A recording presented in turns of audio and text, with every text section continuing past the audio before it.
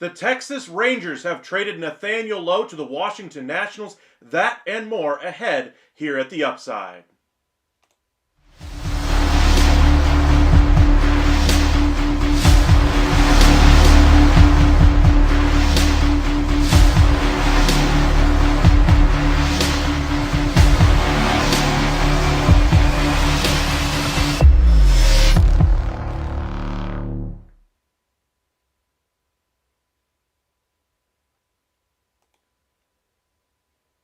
In a somewhat surprising move, the Texas Rangers have moved on from Nathaniel Lowe. That was kind of seen as a possibility, but the only event in which it would happen is if Texas wanted to save on the contract of Nathaniel Lowe if, say, they were looking to do something bigger in free agency. Who could that possibly be? Corbin Burnes has been mentioned as a frequent possibility for Texas, as they might be the mystery team in there. John Heyman reporting as much about a week ago that Texas very well could be the mystery team in here. Now, if they were to bring in Corbin Burnes, that probably would mean they're going to have to move on from John Gray as well. They're still looking to improve their bullpen as well as their starting staff if they did bring in Burnes. So, with that being said, this is the first domino to fall. Now, does that mean they're ultimately going to get Burnes 100%?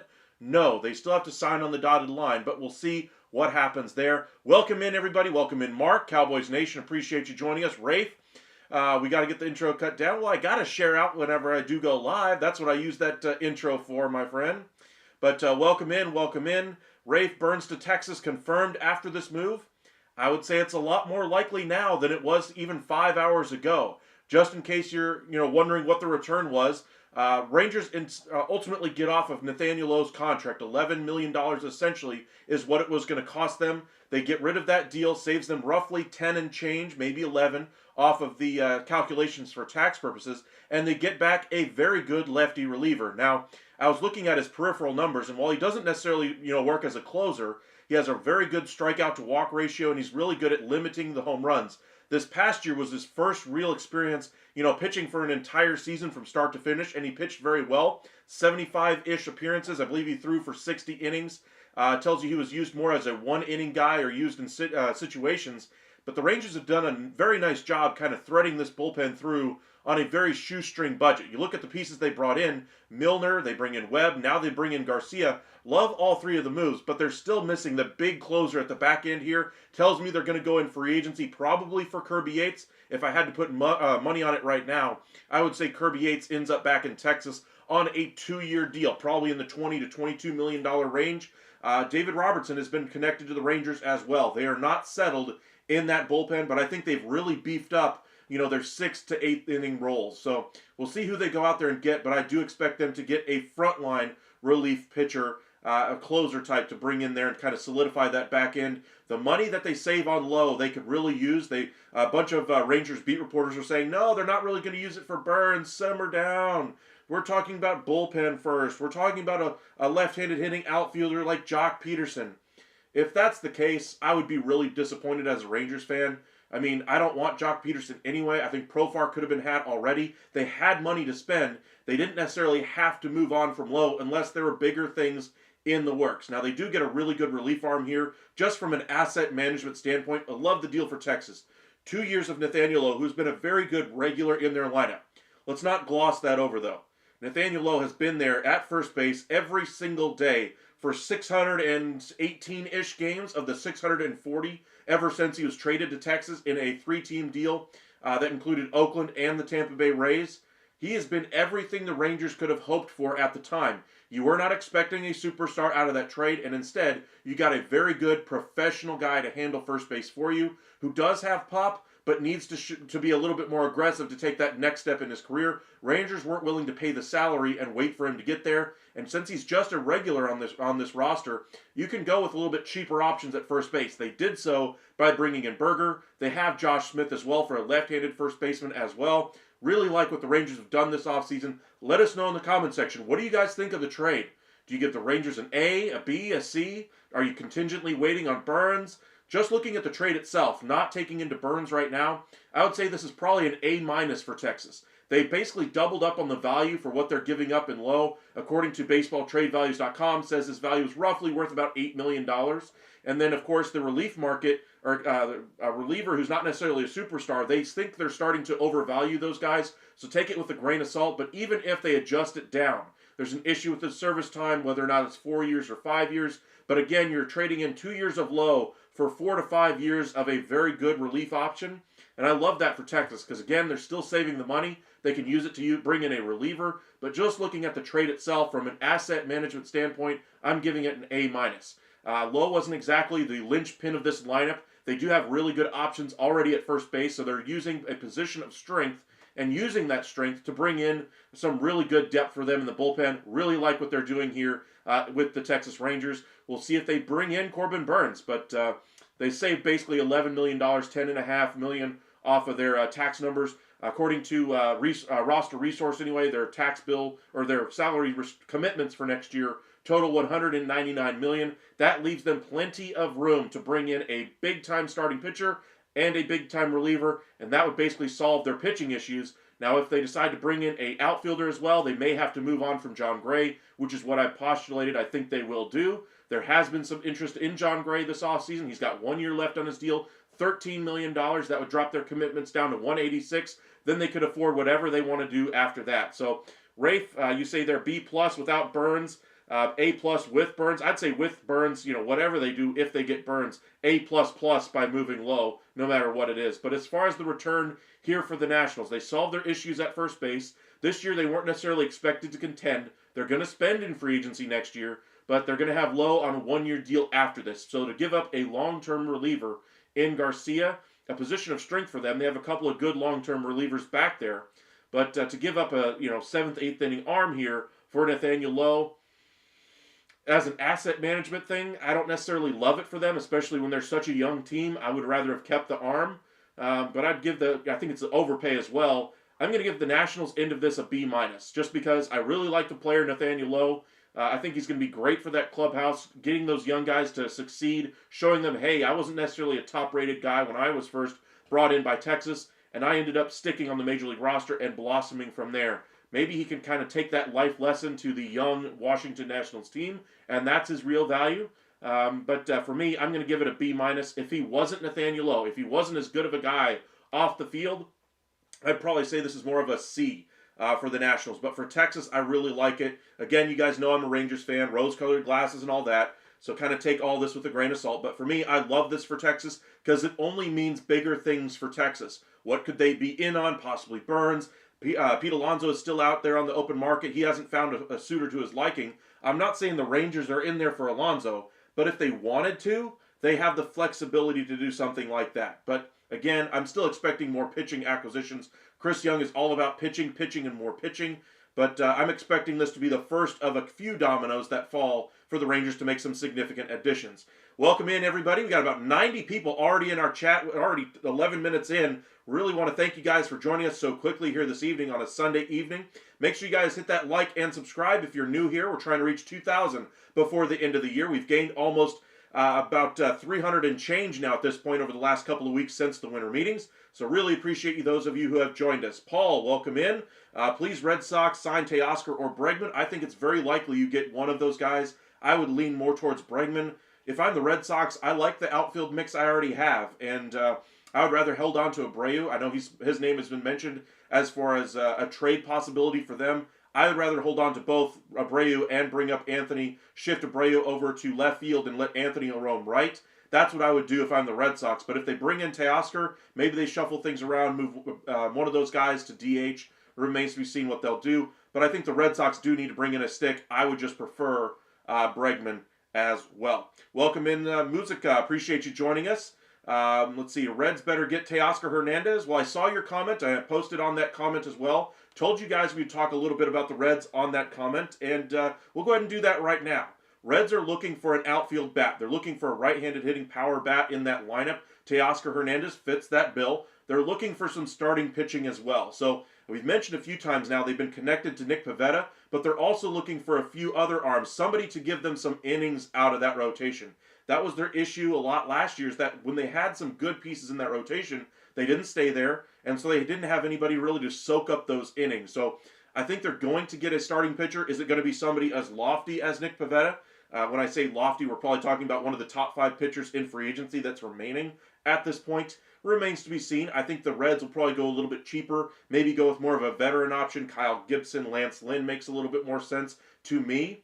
And then probably bring in a power bat. I think that's the way they'll ultimately end up going. But as far as the Reds, I do think they'll add one outfielder to the mix there, Mr. Musica. All right, let's catch up on a few of these comments here, and then kind of go over some questions anyway. Rafe, I'm getting way too excited thinking Burnes is a better shot for us to get each and every day.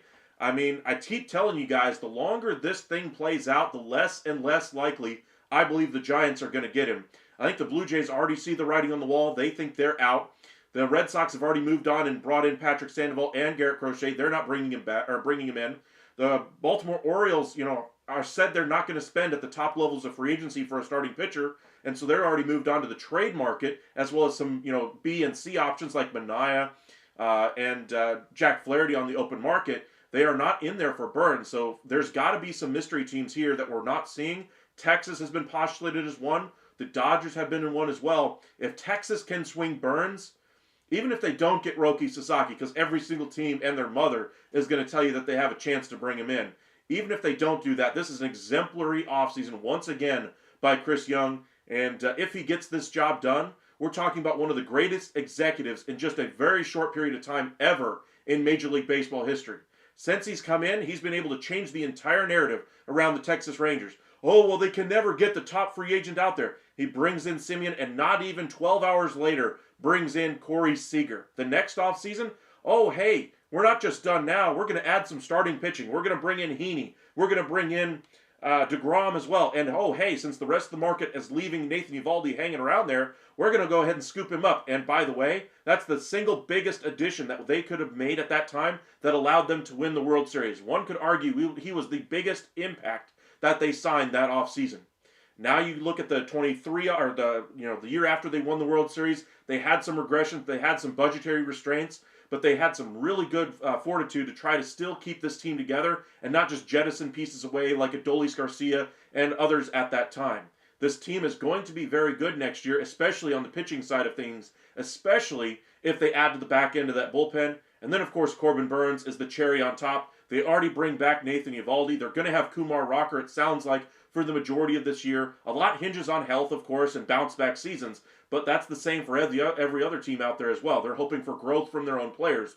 The Rangers would tell you they had career years from a lot of different guys that allowed to get them to the World Series. I would argue that beginning this season, if they entered the season with Corbin Burnes in that rotation and another top 5 closer in the game back there, like they bring in Scott or they bring in a Kirby Yates type back there, they could argue that they're a better team to start the season than they were the year they won the World Series.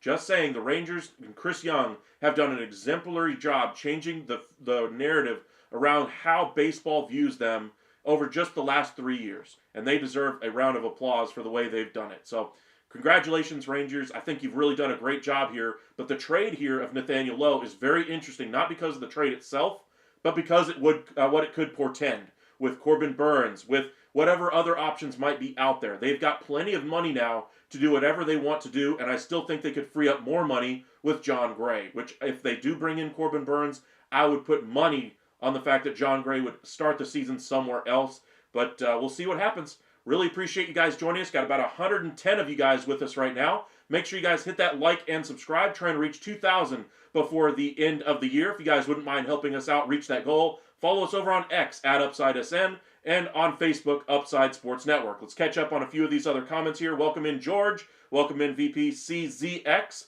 Giants will probably be the favorites for Burnes. Texas will probably try to sign Yates and Tanner Scott. I still think the Giants are the favorites for Burnes, don't get me wrong, but I think that the financial flexibility is there now to where if Texas wanted to jump in there, they could. I still think they're the favorites for Yates, I do agree there, but you look at the way they're building out this bullpen, they've already added 3 major league contracts to that bullpen. Not saying it's a finished project already, but you just look at that roster, they don't really have a lot more pieces that they could bring in. I think they'd rather bring in Yates and Robertson rather than bring in Scott and Yates.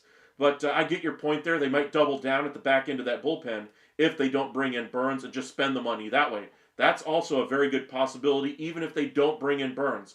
But I don't think they would have had to have done that, even if they had kept Lowe. And so that's why I'm wondering if there's a bigger piece that's coming for Texas here, because they didn't have to make the move. Financially, they have the money to bring in a couple of relievers. Maybe the outfield bat would have been a little bit of a stretch, but I would argue the pieces that are on the free agent market that they could bring in would not have been a big enough impact to replace Nathaniel Lowe in the lineup and justify trading him away. So I really like what Texas did here. They're getting a good arm in Robert Garcia and plenty of control here as well. Again, if you guys are just joining us, it's a 1-for-1 swap. Texas gets Robert Garcia, a reliever with 4 to 5 years left to control. There is some debate as to whether or not it's 4 or 5 years, but the Texas Rangers trade 2 years of Nathaniel Lowe and get off of his salary without having to retain any of that salary. Again, we told you guys all off season, the Rangers are looking to upgrade their bullpen. They're expected to still have enough room to sign a reliever. The addition of Jake Berger cost them next to nothing. The signing of Milner, the signing of Webb cost them next to nothing. They brought in the catcher as well, and they still have money to spend even after signing Nathan Eovaldi. They have tons of irons that they've already gotten done in the fire and brought them out and cashed them in there, or cashed in those chips. They had plenty more financial flexibility there to make the moves that they had to make at the back end of the bullpen. The reason why this trade is important is because of what else it could possibly portend. A bigger acquisition as far as a hitter. Maybe there's an out-of-nowhere trade we don't see coming. Maybe they go double dipping like George says here as far as bullpen for Yates and for Scott. Or they go the free agent route and go for another big-time starting pitcher in Corbin Burnes. Looking at Chris Young's history, which do you think he would most likely go after? A starting pitcher or a hitter who's only going to be a platoon guy in left field? You guys tell me where you guys think Chris Young would invest that money. Got 130 of you guys with us right now. Appreciate you guys joining us. Hit that like and subscribe if you're new here. And as always, follow us on X at UpsideSN and on Facebook, Upside Sports Network. Appreciate you guys joining us. Make sure you guys tell us what you guys think of the trade. Is it an A for the Rangers, a B, a C? Just the Rangers side of the trade. What do you guys give the trade? Let's go ahead and catch up on a few more of these comments. Welcome in, Dave. Appreciate you joining us. Tato, welcome back. Appreciate you joining us once again. Let's check out a few other notes here. Willard, appreciate you joining us once again. Max Kepler sounds great for the Jays. He has already been signed by the Phillies. Any news on Bregman and Arenado? Still pretty much where we were at the beginning of the day. That Bregman is going to be waiting until after Christmas to make his decision. I still expect him to go to the Red Sox, but I wouldn't be surprised if the Yankees tried a little harder to bring him in. Mark, Chris Young is in on pitching. Mike Elias, not as usual. Couldn't agree more there. Elias has been very hesitant about giving big-time free agent contracts to starting pitchers. He would rather go about it and do it via trade, and he's done so each of the last 2 years. Now, he's going to probably do so again here in the winter here to try to build out their rotation, which to me is a miss for that Orioles organization. But again, looking at the Rangers this offseason, they're going to go into next year with DeGrom as their 1, Eovaldi as their 2.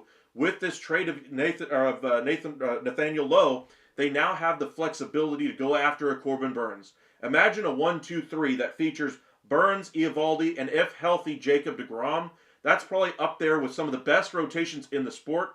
The Dodgers right now probably have the best rotation 1 through 4. I think they will have the best rotation 1 through 5 once they bring in their fifth starter, whether it's Sasaki, Kershaw, Scherzer, whoever it might be. But they have 4 aces already on their staff with Yamamoto, Glasnow, Ohtani, and Snell. And say they bring in Sasaki, all 5 of those guys could be a number 1 on anybody else's staff. That's a great pitching staff. I'd say Seattle probably has the best pitching staff on the American League side of things, but it doesn't sound like it's going to be, it's going to be short-lived for them in Seattle. They're going to have to jettison Castillo to make room financially due to their self-imposed $15 million budget. I think the Phillies have a really strong rotation as well. But the Rangers, if they get a piece like Burnes, could put themselves right back in that same conversation. We'll see if they can get something like that done. All right, let's kind of scroll down here a little bit. Sorry if I'm missing some of these comments. They're coming in fast and furious, so I appreciate you guys' response tonight. If you guys want to make sure I catch your question, if you want to send it via Super Chat, I would greatly appreciate it, but they're coming in fast tonight, so I'll try to keep up as best I can. If you want to make sure I catch it, though, you guys can send a Super Chat. I would greatly appreciate that if you'd support our channel that way. Welcome in Spartan Mike and Mike Eisenberg. Thank you for joining us. Mike, you say, I think you could have gotten one more player in the Lowe trade. Garcia is serviceable, but Lowe is a beast at times. Originally, when I first heard of the trade, I would have agreed with you, Mike. The only reason I don't is because Garcia has a lot more value because he's held for a few more years. Longer service time. He has more control. So the Rangers are going to have him for 4 to 5 years. The value, according to baseball trade values for Lowe, was around 7.8. The value for Garcia, if there's 4 years left on his deal, he's valued around 11.8. Again, higher than Lowe. If he's got 5 years, which is what everybody thinks he has at the moment, that value is 15 and change, 16 and change. That's almost double the value of Nathaniel Lowe, which is why I don't mind it. That, and you're getting off of the salary here. You're not having to retain any of that money for the Nationals, which is the biggest impetus of this trade. Sure, you're upgrading your bullpen. You're getting a good 7th, 8th inning option if you don't bring in 2 relievers in free agency. But now you've created enough financial flexibility to open up other possibilities. We'll see what they do, but I think they're going to do something bigger here after the Lowe trade. Spartan Burnes would be unreal for my Rangers. I would absolutely agree with that. I just told you guys how big of a rotation they would have. You still have Kumar Rocker in that rotation, probably as the number 5 in there. Tyler Mahle coming off of an injury, probably is your number 4. I wouldn't count on him being there all the time, though. Bradford is very serviceable as a starting pitcher. You have Jack Leiter as well. Dane Dunning in the bullpen. Who knows if they'll bring back Jose Urania, who serviced as a long reliever and a spot starter at times last year. He was good for the Rangers last year despite a bloated ERA due to a couple of poor performances. But the Rangers, I think, have done a nice job building out that pitching staff, and I don't think they're done by any means. Let's catch up on a few of these others. Where could you see Gray getting traded? Good point there. If Gray does get moved, where could he go? Pretty much any team in need of some of these starting pitchers. I mentioned the Reds are looking for somebody who can soak up some innings. Gray has been that guy in the past. Maybe they go that route. I've mentioned the Oakland A's or Sacramento A's. They've been one team that's actually reached out to the Rangers as far as some of their starting pitchers, including Bradford, Leiter, and Gray. That could be one team out there as well. But there's no shortage of teams who are looking for starting pitching right now. Looking at the Chicago Cubs, they have yet to sign their number 5 starter. He could be a fit there. He could be a fit in Atlanta. Pretty much any of these teams that could use a 1-year guy in their rotation would be a fit. So we'll see where he goes if he gets moved. Angelo's is gone, and it's still disappointing to watch our front office in Baltimore drag their feet. I'm not sure they're dragging their feet so much as completely ignoring free agency when it comes to top-end starting pitchers. So they're a smaller market team. I get their financial constraints, but when you made the trade to bring in Corbin Burnes last year, you knew he was going to be a year away from free agency. You had to be comfortable at that time, either A, losing him in free agency for nothing, or B, signing him to a 7-year, $30 million average annual value contract. Tells me that they were willing to do so, which is very short-sighted by that organization. I don't understand why a guy like Mike Elias looks at the situation that he has and says, hey, I'll use these prospects as currency and I'll just keep trading them and keep trading them. I wonder if he's starting to see the closing of that window right now. I keep harping on the fact that Adley Rutschman is probably one of the most valuable players in the game because he plays a premium position that has offense down across the entire sport. Catching, the offense at the catcher spot is down pretty much across the entire league. Having his bat be able to be that serviceable at catcher and allow you to still have a very good offensive weapon at DH and catcher, or at DH and first base, in addition to Adley Rutschman, is a real advantage for the Baltimore Orioles, and they're not capitalizing on it. This is the time where they should be shoving their chips to the center on a starting pitcher. They have Henderson on a cheap contract, Holiday's cheap, Kowser's cheap. They just saved money by not bringing back Santander and going a little bit cheaper and bringing in Tyler O'Neill. Why are we not focusing more on what the Orioles have not done? They need to address that starting staff. At the moment, they probably have 3 guys who would qualify as a number 3 in a rotation. You're looking at Sugano, who could be a number 2 if all things break right. Eflin and Grayson Rodriguez are all there. But those guys are you'd rather trust as a number 3 in a playoff rotation.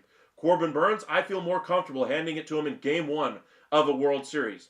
I don't feel the same way about Grayson Rodriguez. I don't feel the same way about Zach Eflin. I sure don't feel that way about a guy who's never thrown a pitch in Major League Baseball. I think he's going to be able to handle it, but I need him to show it at the Major League level first before I can go ahead and say, hey, we got Sugano, he's a wild card, but hey, I get it, we have a financial situation, we'll go ahead and invest the money here. By the way, Sugano making $13 million, that's what John Gray is making this year. If a team is looking to get a 1-year deal for a free agent starting pitcher, and Sugano is 1 year, $13 million. John Gray's already established in Major League Baseball, and I think it would be a very good get if the Rangers did bring in Corbin Burnes. So I don't think they'll have any trouble moving off of him. But I get your comment there about Elias in the front office there. They need to make a decision. This is the time where they should be making impactful moves for that starting rotation and spending their money on that starting staff. Their lineup is very cheap and inexpensive right now. Now is the time to get it done, and I don't think they're going to do so.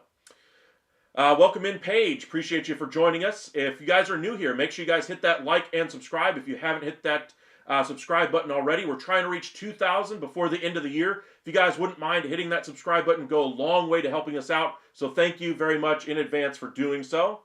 Joshua, welcome in. First time I think I've seen you chat here in this group here. If you're new here, make sure you guys hit the like and subscribe. Vlad Guerrero Jr. is going to trade too. I don't think so right now. At the trade deadline, then I could see the move. Remember, Toronto's front office is trying to save their own hide. They're trying to save their jobs. By trading him away doesn't mean they're going to be closer to making a run at a postseason series, which is what it sounds like ownership is wanting them to do, to try to win. And I don't think this is the best long-term approach for the Blue Jays. I think if this is the point where you're at right now, either A, you've already got a long-term deal close to being completed. If not, you could possibly lose some of these guys in free agency and get nothing as far as compensation in return. Those are big risks that they're taking. So we'll see what happens with the Toronto Blue Jays. Your comment there, Paige, it's nice for the Rangers fans to dream again. I mean, it wasn't long ago. They just won the World Series a year and change ago. And here they are. They make a trade for of Nathaniel Lowe, and all kinds of big possibilities are popping up in Rangers' heads. Just like mine here, we keep talking about Corbin Burnes. That's one of many possibilities that they could ultimately go down. Appreciate the super chat there. Let's go ahead and check out the question here. VPCZX, thank you for the $5. I strongly believe that the Blue Jays need senior leadership change, i.e. president, general manager, and more. I've heard you kind of make this argument before, and I don't disagree. I mean, if you're being so short-sighted in your desire to get a winning team on the field in 2025 that you're going to sacrifice the long-term future of the club, that's an issue for me. And if I'm the owner of the ball club, I see that. And while you might win and it might work out, more likely than not, it's gonna fail. And you're gonna put all your eggs in one basket to try to get, a one great run at a World Series or one great run to at least win a playoff series. That's not what the goal is. The goal is to win the World Series, to be able to build the best team. And with the roster that they have right now, there's so much inconsistency, so much variables that other free agents are not willing to sign there right now. I would have thought they would have made other additions to this roster by this point. We've talked about Nick Pivetta or an Anthony Santander that would at least show other free agents, hey, we have a long-term plan. Even if these two guys, Guerrero and Bichette, leave in free agency, you're still going to have a quality team around you. Maybe not a World Series contending team, but a team you can look at and say, hey, this is a wild card contending team. Maybe not a division winner, but somebody you can at least go to bat with Alex Bregman and say, hey, you're not going to be the only guy here. A guy in Alex Bregman, by the way, who's never been out of the playoffs before, who's made it to the ALCS in every single year of his career. You're not going to convince a guy like that to throw all his eggs in one basket for 2025 and hope Guerrero and Bichette resign and that things keep looking great for the Blue Jays after that. You're not going to convince a free agent of his stature to come to Toronto if you don't have a long-term plan. So we'll see what their long-term plan turns into, but I think they're going to overpay for some free agents. They're going to miss on the guys they're really hoping for, like Burnes and Bregman, and then we're going to be looking at that front office saying how long until they're finally fired? A day after the trade deadline? We're going to look at the manager and so forth, and we're going to say how long till they're gone. Immediately when that front office is gone, I'd expect them to go. But things are not looking good for the Toronto Blue Jays. So I agree with you there. But I agree that they need to make some changes if that's how short-sighted they are viewing this offseason. But we'll see what the Blue Jays do. Until they actually make some moves, everything is still up in the air. Maybe Corbin Burnes does ultimately decide to go there. But I think the writing is on the wall that they have the biggest offer out there on the table already for Burnes. He said thanks, but no thanks. They've already turned their attention to other pitchers out there. The Giants are still considered the favorite, but I don't think Burnes is going to be heading north of the border. Same thing with Bregman. I would still say the Red Sox or Tigers are more likely for Bregman, even though I think Bregman would be a great fit at third base this year. And if it doesn't work out, he'd be a great fit for Bichette at shortstop if he leaves next year. So that'd be a great option there as well. Welcome in, Owen. I'm back. Merry Christmas a bit early, but still, I couldn't agree more. Merry Christmas, everybody. Appreciate you. Appreciate all you guys joining us around this holiday season. Hopefully, you guys are having fun with your families this time of year. No matter what faith you have, I hope you guys are having fun with your families and enjoying your friends and just enjoying the holiday season. The colder weather. I know some people hate it, but for me, I enjoy the colder weather. I'm not exactly a small fella, as you guys can kind of tell. And so I enjoy colder temperatures. It's kind of nice. All right, Paul, Arenado to Yankees, you think? I think that's the way they're viewing it right now. My preference, again, is still for going for Bregman. But I think Arenado is ultimately what they're going to end up with. Again, this reminds me shades of the Donaldson-Correa argument from a few years ago. But both options are better for the Yankees in either way. You don't have the injury question marks around Correa that you do in Bregman. You don't have the same bravado that you had around Correa and the shoes that they were hoping to fill with Derek Jeter back then as well. And then you look at Bregman. He's nothing but the model of consistency. So I really like what he's done. I think Bregman still hasn't hit his ceiling yet either. I think he's still got a great future in front of him. On the other side of things, Donaldson was almost near the end of his career. Arenado's starting to decline, may fall off a cliff here in the next couple of years, but his defense is in decline, but still better than what Donaldson was when he went to the Yankees. Both options are better than what they had in Donaldson at the time. I think Arenado's a better piece. I think Bregman's a better piece. But for me, I would still rather go the long-term option of Bregman, and you don't have to give up any pieces to the Cardinals to be able to bring him in. So we'll see what happens. Paige, this should be a competitive year. Absolutely for Texas. They should be very competitive in the AL West. I think Houston and Texas are going to be the 1-2 in the AL West, barring a trade of Castillo that allows the Mariners to bring in some hitting. If they don't bring in some hitting, I don't think they have a chance to win a wild card spot. As good as that rotation was last year and could be again this year, until they get some more protection around Julio Rodriguez, I don't think they're a playoff threat for anybody at this point. Tim just tuned in. What was the trade?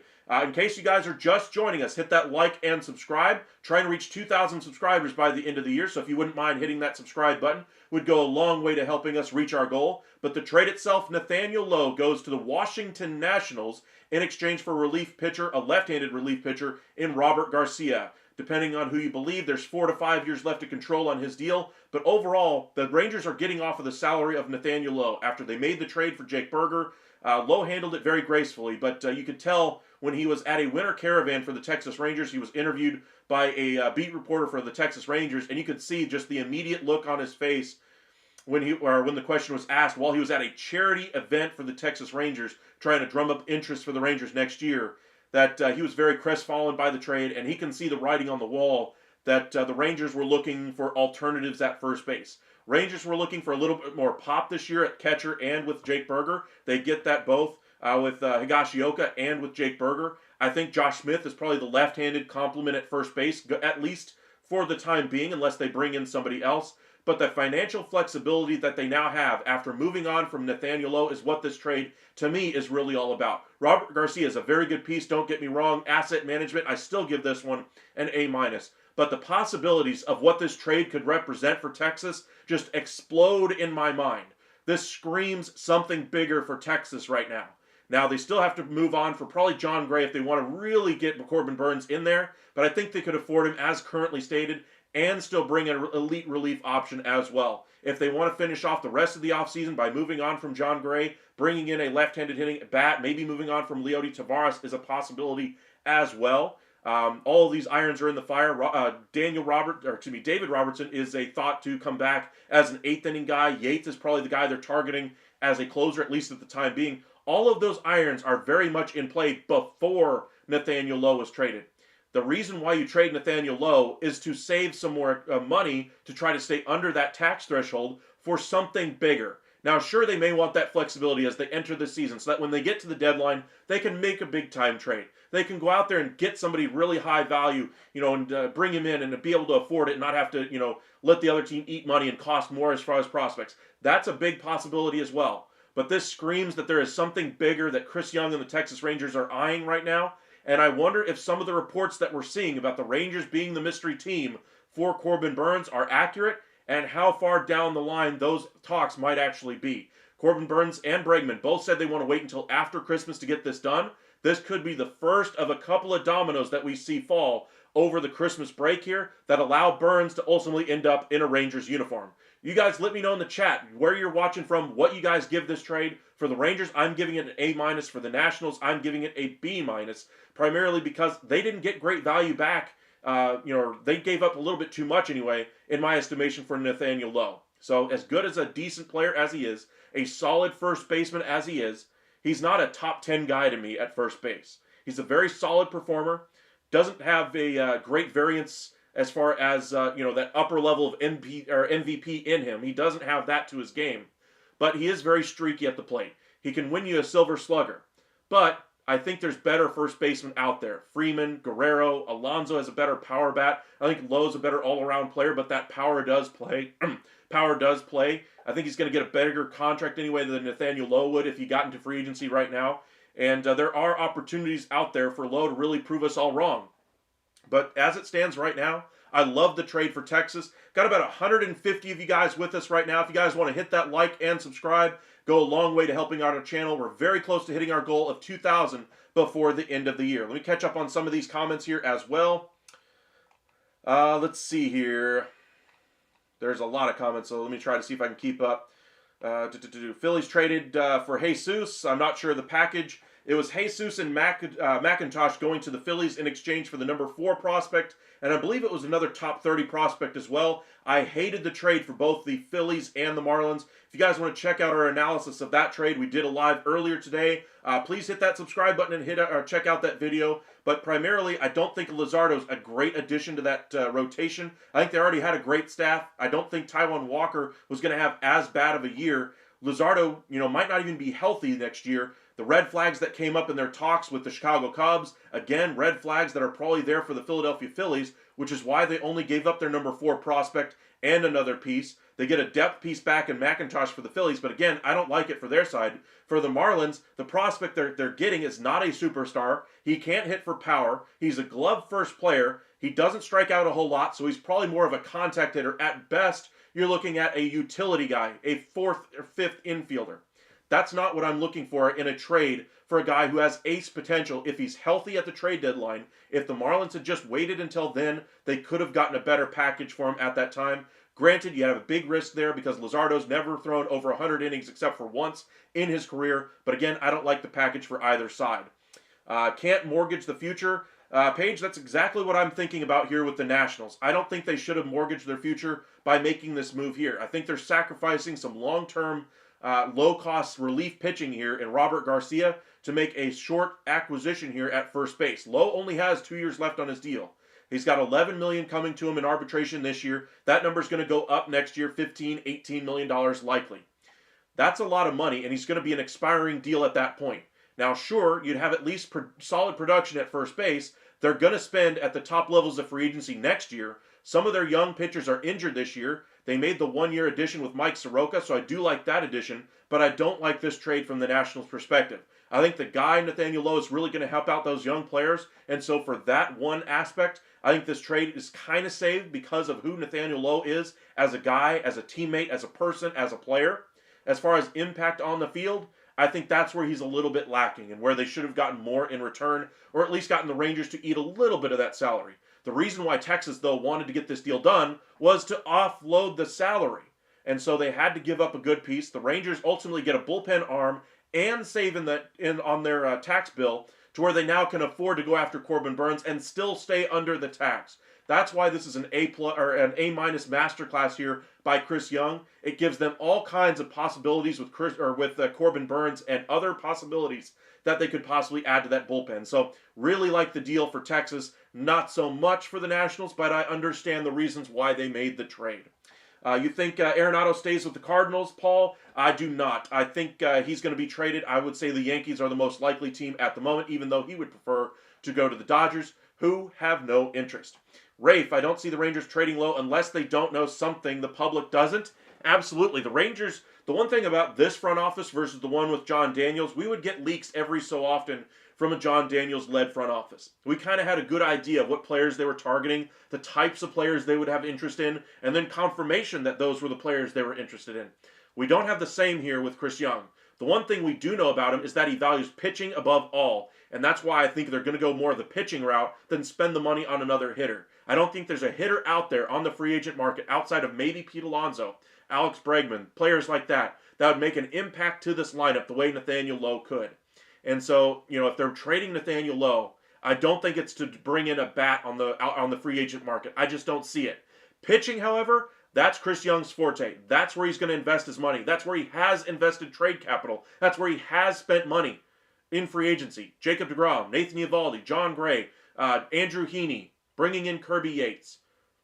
Trading for, was it Josh Sborz that he got as well at the very beginning of his tenure as well? Just really like the way Chris Young has gone about it and value pitching, more pitching, and even then, more pitching on top of that. So I think we can all safely assume Chris Young is making this move with something bigger in mind, and more than likely it's to do with something with pitching. VPCZX agreed he stays in St. Louis. I don't think he stays there. I think Arenado wants out. I think the Cardinals are happy to free up the at-bats for younger guys on that roster. I don't think he starts the season with them. I don't think he starts spring training with them. I think it's just a matter of where he goes. I think the reason why he rejected the trade to the Houston Astros, he wasn't sure they were going to be a competitive team. He saw the writing on the wall that we all did, that there was a team there that was very good for all this time, but it was coming to the end of that run. Well, they've done a nice job extending that window by a couple years now with bringing in Christian Walker and bringing in Isaac Paredes. They still have more work to do in that outfield, but now there's no longer a spot for Arenado to play there. The Yankees make a lot of sense because I don't think they want to spend at the level of Bregman. I think their preference is to save money by trading Stroman and bringing in Arenado. If I were them, though, if I were the Yankees, I would still go after Bregman, but I think the Yankees ultimately end up with him. Tato, maybe there's a reason Burnes hasn't signed yet. See why about to scoop him up? Possibly. Red Sox have Devers. Why they need Bregman? Because Devers is okay defensively at third base, but there's already been rumors about them moving on from Tristan Casas, who is their first baseman, and moving Devers over to first to allow Bregman to come in. Remember, Bregman's known nothing but playoff success, getting to the ALCS every single year he's been in the major leagues. And that Red Sox team is so young. They would really benefit from having a player of his experience come in, and galvanize that team. They bring in Crochet, they bring in Sandoval, they bring in Chapman. They've got some good veterans in some key spots. They haven't spent a whole lot of money in free agency. I think they got burned by the Trevor Story deal, which is the only caveat to their pursuit of Bregman. But outside of that, I can definitely see a spot there for Bregman by moving Devers over to first, trading Casas away somewhere else. There have been connections to the Mariners there as well. But maybe some bullpen arms could go back the other way instead of having to include maybe Luis Castillo, and then they upgrade first base without having to get rid of Castillo, and they keep that rotation together and bring in a young piece. But all of these irons are still in the fire for the Red Sox when it comes to Bregman. To play second base, they have Story currently at second base, if I remember correctly. Rafe, Burnes to Rangers by the end of the month. I wouldn't say it's out of the realm of possibility. Again, I think the Rangers are doing some, playing chess while everybody else is playing checkers.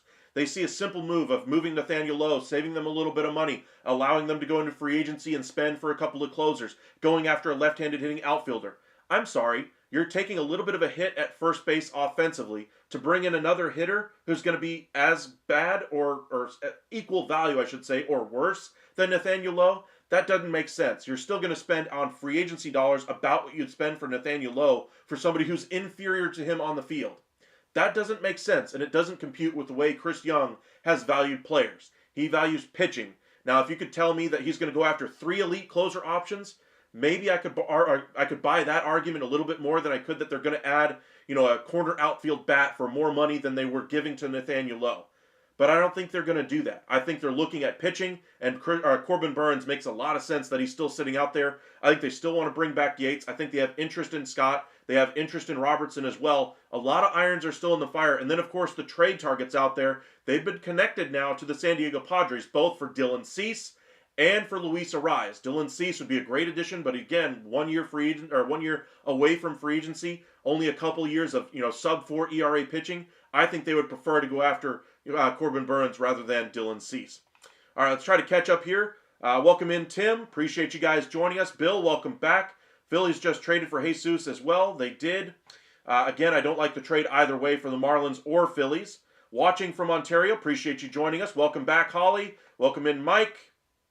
Let's see here. Yanks will we'll find takers on Stroman and maybe Grisham. Grisham, I think they could move. Stroman's a little tougher to take because of that salary. Let's see here. Welcome back, Ocean View. Appreciate you joining us. If MLB had 5 Canadian teams, it would be insane. True. Let's see. Bill, hold on. I'm trying to catch up with some of these comments here. JJ, could the Yankees still trade for Kyle Tucker with the Chicago Cubs? No, that's not happening. Bill, not now that they are spending up cap room, don't have draft picks. Now that they have to give up salary cap, they don't want to give up the draft picks. Okay. Let's see here. Trying to catch up with some of these comments. If I missed your comment and you want me to answer that question, please feel free to send a super chat to make sure I answer your question. There's so many people in our chat right now. It's kind of hard to keep up with the chat, but I will try my best to answer your questions. Welcome in, D-Rod. Bregman would benefit from the Green Monster as he does the Crawford boxes. Absolutely. They don't want to get too right-handed. True, the Yankees would also be right-handed with Bregman and with Arenado. I don't think there's a lefty bat that they could bring at third base via free agency that would be on their level, though. What uniform will Luis Castillo be wearing in 25? I would say the Orioles. That is why Donaldson didn't work. Yes, but I think Arenado and Bregman are both better options at any point in right now than when Donaldson was brought in. Castillo going to Baltimore, I think that's more likely. D-Rod, was it worth trading Naylor to sign Santana for same dollars? Was the return package worth it? Absolutely. Holly, watching from work while I took a lunch break. Well, thank you for joining us. I know you've been with us quite a bit lately, so I appreciate your support. Thank you guys for subscribing, liking the video, following us here at the Upside, and really appreciate all the support you guys have given us. So thank you guys for subscribing. We're trying to reach 2,000 subscribers by the end of the year, so if you guys wouldn't mind hitting that subscribe button, it would go a long way to helping out our channel. Thank you guys very much for joining us. Let's go ahead and check in on X and just see if anything else is happening at the moment. Let me pull up the page here for you guys.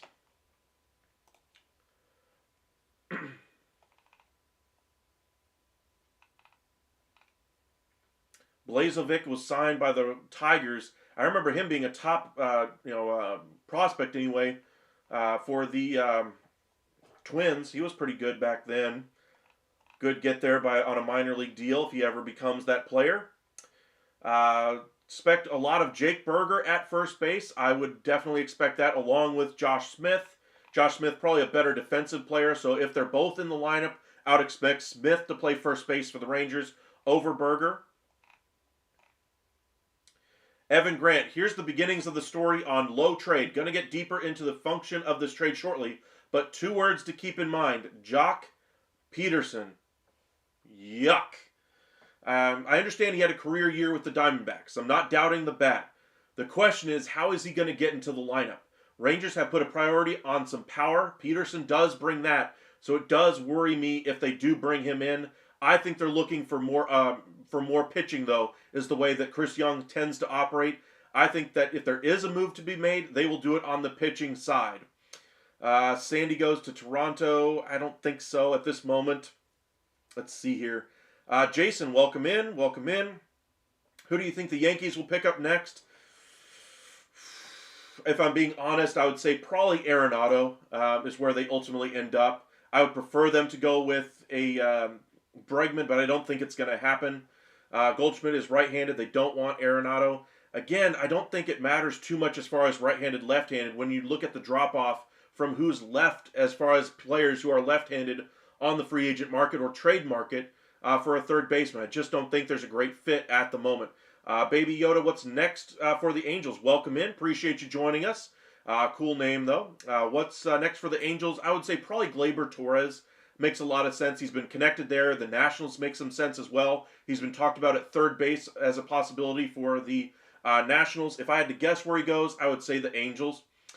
Let's see. Where are the Yankees at with the Japanese pitcher? Same place as everybody else. They're trying to meet with him. Yankees already met with him once. All the other teams are still trying to bring in Roki Sasaki. We'll see where he ultimately signs. Holly, I'm sad about Lowe, but I saw the writing on the wall when the rumors started coming out. I think Lowe did as well. I think we saw that in the clip that we saw of Nathaniel Lowe at the Winter Caravan for Texas.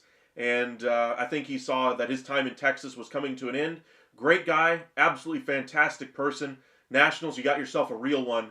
But, he'll be missed in Texas for sure. Rafe, where does Scherzer sign?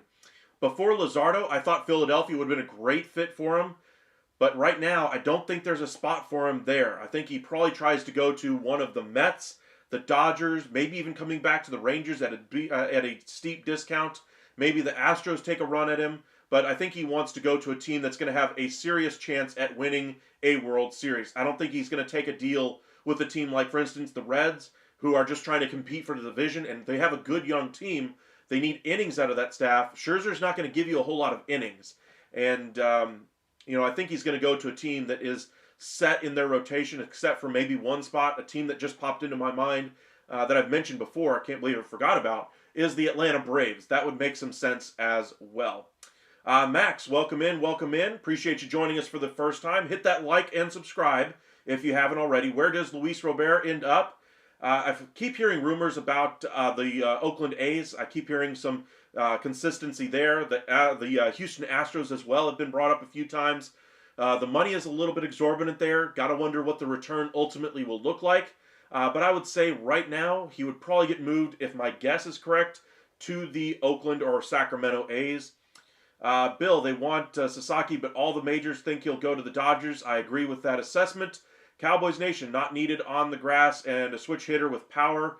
True, but again, I would rather bring in a guy like Profar, who's going to cost you less, who's going to give you more athleticism. And the biggest part for me is he can be a leadoff hitter, which would allow Marcus Semien to probably be in that 3-4-5 spot. See, your lineup turns into Profar as your 1. You have Seager as your 2. Your 3 is probably Wyatt Langford, if all things are being equal. Your 4 probably would be Josh Young if he's in the lineup and healthy. And then your lineup kind of descends from there. But, I do like the bat. The question for me is the athleticism and the ability to stay on the field and not be too platoon heavy. Because they're going to have a platoon now at first base. They're going to have one in left field. Bringing in Jock Peterson would be an expensive version of that platoon. And I would rather go for the pitching side of it rather than the hitting side. So that's just the way I see it. I'd rather go for a little bit cheaper option and spend on pitching. And I love the idea of bringing back Profar. One of my favorite Rangers ever. The Rangers certainly overvalued him and pumped up his value. When he was being brought up as a prospect, they mishandled that entire situation. I think being allowed to come back home, coming back to Texas, would be a great way to kind of keep his story going and allow his story to come full circle with the Rangers. 3 years, $35 million versus Jock Peterson, who's probably going to get 2 for 28, 2 for 30. I think I'd rather go for Jurickson Profar with the defensive versatility that he can play infield, outfield, that he can lead off for you as well. We'll see. But for me, I would rather go for Jurickson Profar.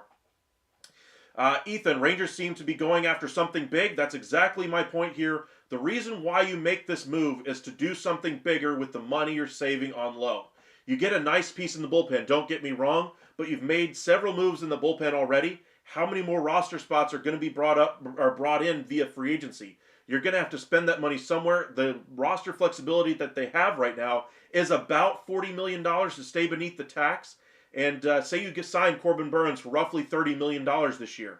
You have Tyler Mahle coming off the books next year. His salary could bump up next year to say $35 million, maybe backload the deal for Burnes just to make sure the money works out for you. But I think the Rangers are doing something big that I don't think any of us are seeing. I think the market is seeing something there as far as the beat reporters, that the logical explanation would be relief help, a corner outfield bat. The rest of us see the Jon Heyman report about a mystery team and go, hey, Jon Heyman, we agree with you. Maybe Texas is that mystery team. But they could just as easily be in something else that we don't see coming. I don't think anybody saw Jake Berger coming to Texas when they made that trade. I don't think anybody was really prepared for Nathaniel Lowe to go off of this roster, because they would have to do something big in order to justify losing Nathaniel Lowe. Not saying Nathaniel Lowe's a superstar, but I am saying the value of trading him isn't necessarily going to be equal to what you bring back for what the 2025 Rangers are going to be. The long-term impact is better because you bring in Robert Garcia. You maximize the value there by getting him under control for 4 or 5 years. That's where the value is for Texas. But for 2025 on the field, Nathaniel Lowe is a bigger impact to the Rangers. They could have gone into free agency and added another reliever and still had money to burn before they had to trade Nathaniel Lowe. The reason why you trade Nathaniel Lowe is to save on his money to use it for something bigger. So we'll see what that bigger something is. But appreciate you guys joining us today. Make sure you guys hit that like and subscribe. Didn't the Rangers and Minter have talks? Haven't heard about him in a while. I do think one of the other relief arms was AJ Minter that they had talked to. Number for him could be around a 1-year deal, around $4.5 million, a lot like what they did for Kirby Yates. I think with the addition of Robert Garcia, I think that helps their bullpen out quite a bit, actually, to where they might not need to go for a Minter. I think that kind of exhausts the Minter conversation. I think they're now looking for big-time relievers, guys that they can put in the 8th and 9th inning. I don't think they're looking for more guys in the 5, 6, 7 spots in that bullpen. I think they've solidified that part of their bullpen. Now it's about getting the back end solved, and I don't think they're going to bring in Minter to do so. Paranormal, hey brother, hoping to find out the Yankees make one more move on the infield tomorrow. That's kind of what I'm hoping for as well. I notice when the Yankees make a big move, we get a big spike in viewership. We do have quite the Yankee contingent among our fan base, but we have every single fan base accounted for in the chat right now. We got 165 of you guys with us right now. Let us know who your favorite team is. I want to see all the teams represented in that chat. So let us know who you follow, who you're cheering for, and what piece you would like to see them get. So if you guys are new here, let us know. Hit that subscribe button, like the video. Tell us where you're watching from. Let's see here. Rafe, Joey Gallo in the Rangers reunion redemption arc. That would be pretty cool, but I don't think it's in the cards. Maybe Joey Gallo would sign a minor league deal, invite to spring training. Maybe he could earn a spot. But I think that would be a little far-fetched, honestly. As much as I like Joey Gallo, the player, I just don't think there's a spot for him on the Rangers roster. Mark, let's get this channel to 2,000 subscribers in the next few days, folks. Couldn't agree more. We got 150 of you guys with us right now. Let us know who your favorite fan or favorite team is, what free agent you want them to sign, where you're watching from, and most importantly, hit that subscribe button. We're the only place you're going to get this type of content. Not even MLB Network does this for you guys anymore. Appreciate all of the support. Max, how do you think the Chicago White Sox did in the Crochet deal? Honestly, I like it for them. I think they could have gone for more of a top-heavy approach to the trade. Instead, they got some really good options that could be major leaguers at 3 out of the 4 guys that 3 out of the 4 that they ultimately brought in. I love the deal for them. But as far as the White Sox, they had to move on from Garrett Crochet, and I think they did pretty well. For me, I would rather have gotten the blue chipper, but I get why they went the quantity route and getting high quality out of that quantity as well. But I think Marcelo Mayer possibly could have been had in that deal rather than having that deal frontlined by Teal. They've gone the catcher route a few different times now via trade. They're going to have 3 or 4 of their top prospects be catchers. I wonder about the wisdom of having that. I get that catching is down across the industry. The value of having an impact catcher at that spot offensively versus not is probably the biggest gap in Major League Baseball right now. For instance, the argument I keep making about the Orioles is the advantage is having Adley Rutschman have that stick and be the catcher. The White Sox, I think, are viewing it very similarly and doubling, tripling, quadrupling down by acquiring catching talent. So I do like the trade, but I think they should have gone for another blue chipper instead. Saint Vintage, welcome in. Paranormal, it should be Iglesias on a 1 or 2 year deal to the Yanks. It's affordable. True, but honestly, if we're talking about Iglesias coming in, I would view it like this. Bregman, Arenado, Iglesias. I'm not saying he's terrible, but I am saying as far as impact to what the Yankees could do or what their World Series chances would be, Bregman would be the highest ceiling that they could bring in. Arenado, a little bit more limited, obviously. More shorter-term deal, of course. Older player. Could have a decline, of course. Iglesias, you signed a 1 or 2 year deal. Your risk is very low, but your ceiling is also equally very low. So I still would, rather go with free agency for Bregman. I think their preferred option is Arenado. I think if both of those options fail, Iglesias could be the fallback of the fallback options. Flat Earth, according to Fansided Mark Powell, the Cubs are willing to part ways with promising prospects Alcantara and Wiggins to secure Lopez. There was some rumors coming out of Minnesota about their possibility of trading away their ace Pablo Lopez. I'll believe it when I see it. I think they'd rather move off of the contract of Carlos Correa first. But if they did something like that, then we could see Pablo Lopez moved at some point. Remember, this is a team that's trying to sell right now, and so saving as much money as they can off of their books to make the team as attractive as possible to a future investor is what they're trying to do right now. And I think trading away your ace isn't exactly showing the product on the field getting better, and the money value there for Lopez isn't exactly exorbitant. So trading away a bigger contract with less impact in Correa, I think, is the way they choose to go if indeed they decide to make a trade. Welcome in, everybody. Got quite a few people in our chat right now trying to catch up with these. Let's see here. Chuck, welcome back. Orioles need Castillo. I would agree. Ocean View, go Padres, watching from San Diego. Welcome, welcome, welcome. Cowboys Nation, Birdland, baby, Northern Virginia. Okay. Mark, I know you're a Blue Jays fan from Ontario. Paranormal from Annapolis. Alrighty. White Sox, sadly. It has been a rough couple of years now for the White Sox. Yankees fan, Cubs Alcantara, not Sandy Alcantara, yes. Does Arenado fall to the Dodgers?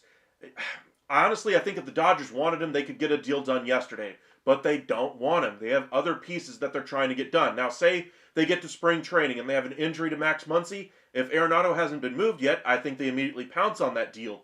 But as it stands right now, I think they're trying to get a right-handed hitting corner outfield bat. I think they're trying to get in Sasaki, and then they'll try to figure out the Kershaw, Scherzer, whatever other starters they want to bring in this offseason. They're also looking for another closer-type pitcher, looking at Tanner Scott. They seem to be the favorites for him right now. But that's kind of where things fall for Arenado. I would say right now the favorite for Arenado would still be the Yankees. Welcome in, Liberty. Did I miss any Angels news or rumors? You have not. All right, let's kind of scroll down here and try to catch up with a few of these. Let's see here. Jonathan, I want my White Sox to trade Robert to the Jays for Bowden Francis. I'd do that trade, though Bowden looks like he has some promise. Honestly, in the Blue Jays situation, I would not be looking to acquire aging veteran players who struggle to stay on the field. I would be looking to go into free agency and try to get an impact player like Bregman. Short of that, I'd be looking to bring in, some solid players. For instance, a solid corner outfield bat in Anthony Santander, Nick Pivetta. I'd be looking at Andrew Heaney. I'd be looking at a first baseman, to kind of come in there and platoon at first base, be a DH possibly. I'd be looking for a third baseman to come in there as well. There's all kinds of different, machinations of this offseason that could work for the Blue Jays. But for me, I wouldn't be trying to give away prospects for a piece that ultimately doesn't move the needle a whole lot. Robert might be a nice piece, a finishing piece for a contending team.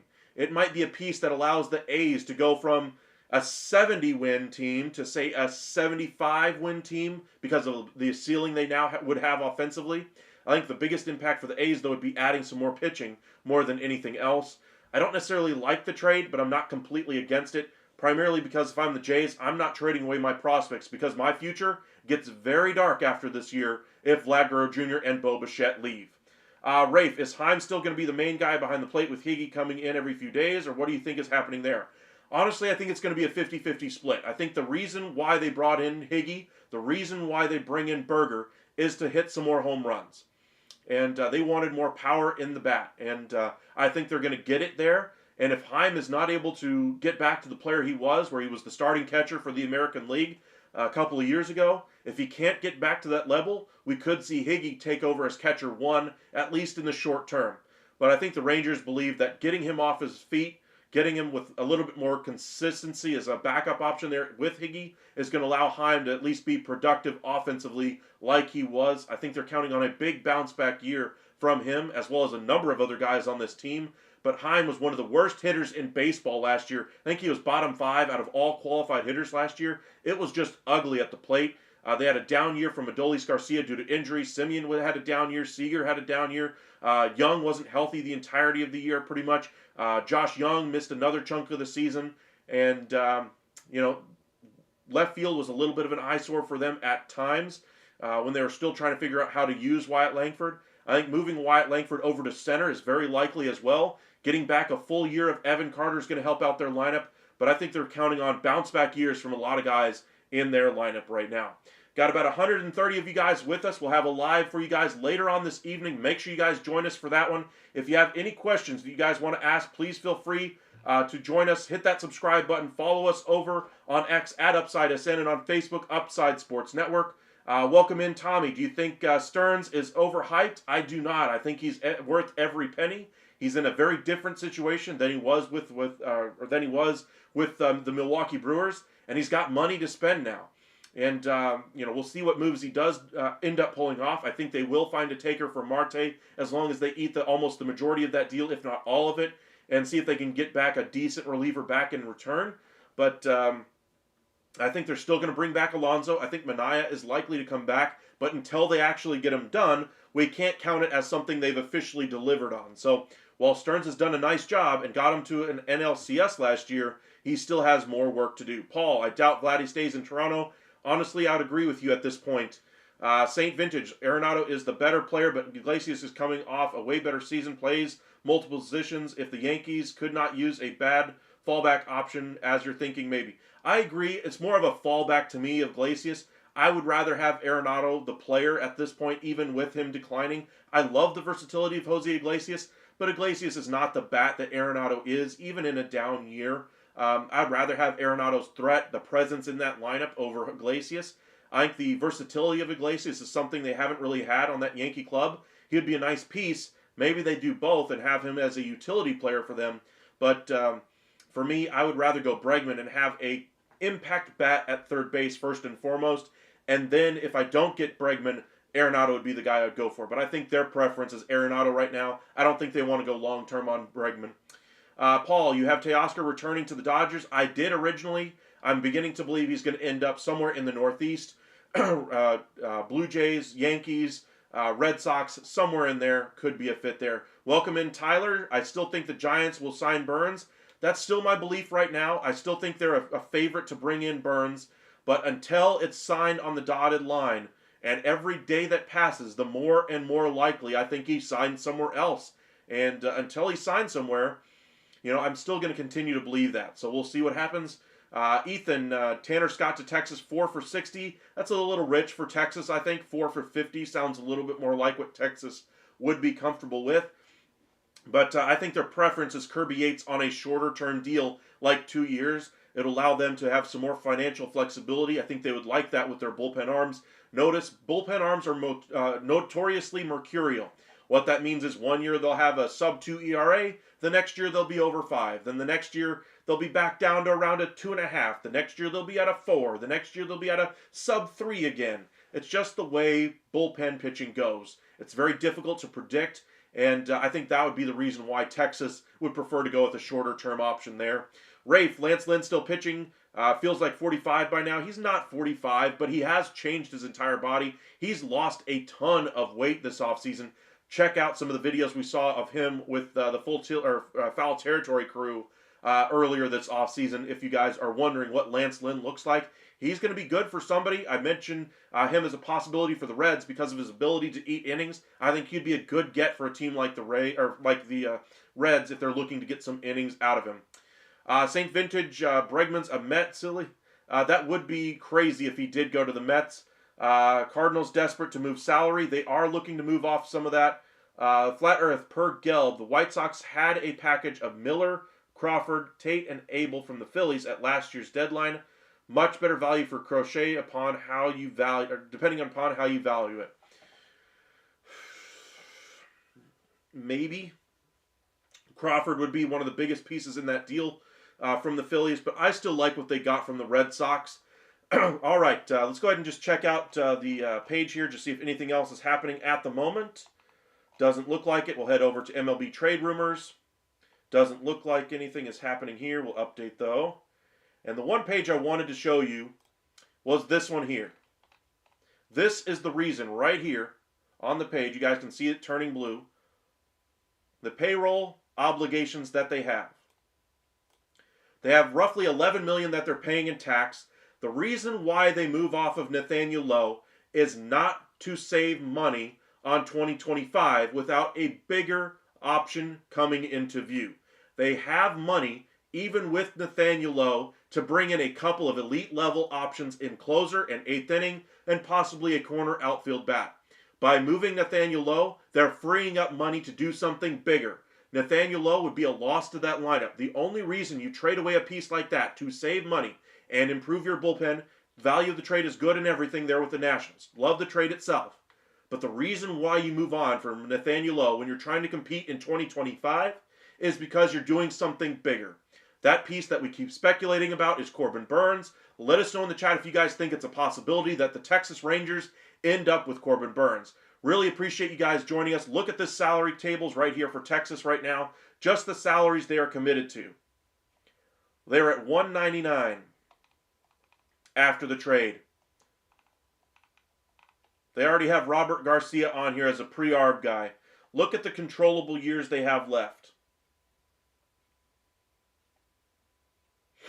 The TBD, by the way, is going to be a pre-arb number here.